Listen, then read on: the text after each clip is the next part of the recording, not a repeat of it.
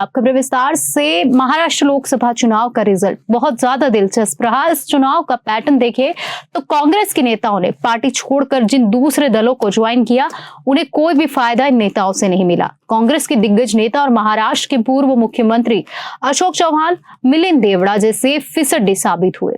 लोकसभा चुनाव से पहले कई सारे दिग्गज नेताओं ने कांग्रेस छोड़ी, किसी ने शिंदे सेना का दामन थामा तो कोई बीजेपी में चला गया। लेकिन जिस पार्टी में ये दिग्गज गए, उस पार्टी का उम्मीदवार उनके ही चुनाव क्षेत्र से हार गया। पूर्व मुख्यमंत्री और कांग्रेस के दिग्गज नेता अशोक चौहान अपने ही गढ़ नांदेड़ से बीजेपी उम्मीदवार को जिता नहीं सके, तो दक्षिण मुंबई में मिलिंद देवड़ा भी शिंदे सेना के उम्मीदवार यामिनी जाधव की हार नहीं रोक पाए। वही संजय निरुपम ने अपने निर्वाचन क्षेत्र उत्तर पश्चिम मुंबई से शिंदे सेना के उम्मीदवार विधायक रविंद्र वायकर जीत गए। हालांकि उनकी जीत महज 48 वोटों से हुई।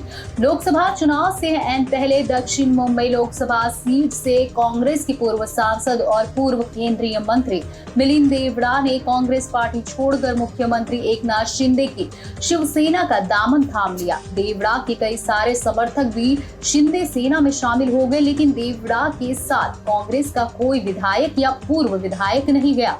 पार्टी में प्रवेश करते ही मुख्यमंत्री एकनाथ शिंदे ने बड़ी उम्मीद के साथ देवड़ा को राज्यसभा का सदस्य बना दिया, लेकिन जब लोकसभा चुनाव हुए तो देवड़ा फिसड्डी साबित हुआ। दक्षिण मुंबई लोकसभा सीट से शिंदे सेना के उम्मीदवार यामिनी जाधव की जीत की नैया पार नहीं लगा सके।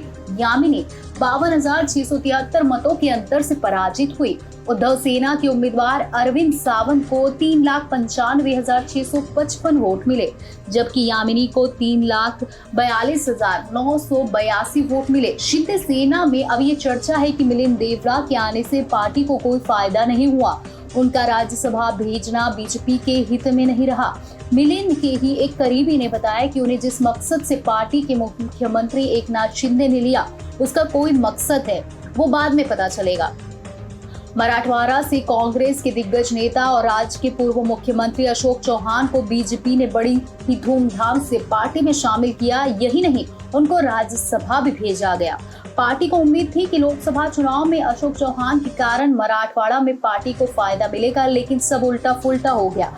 चौहान अपनी पारंपरिक सीट नांदेड़ ही नहीं बचा पाए। मराठवाड़ा की दूसरी सीटों को प्रभावित करना तो दूर की बात रही, चौहान बीजेपी के सांसद प्रताप राव चिखलीकर की हार नहीं रोक पाए। चौहान की करीबी कांग्रेस के उम्मीदवार वसंतराव चौहान ने चिखलीकर को 59,442 मतों के अंतर से पराजित किया। अब चौहान भी बीजेपी को बोझ लगने लगे हैं। कांग्रेस के पूर्व सांसद संजय निरुपम ने भी लोकसभा चुनाव से ऐन पहले कांग्रेस पार्टी छोड़ दी। कुछ दिन बाद उन्होंने शिंदे सेना का दामन थाम लिया, लेकिन पार्टी ने उन्हें अभी तक सिर्फ आश्वासन की पूरी दी है। लेकिन उन्होंने शिंदे सेना के उम्मीदवार रविंद्र वायकर की जीत की नैया पार लगा दी।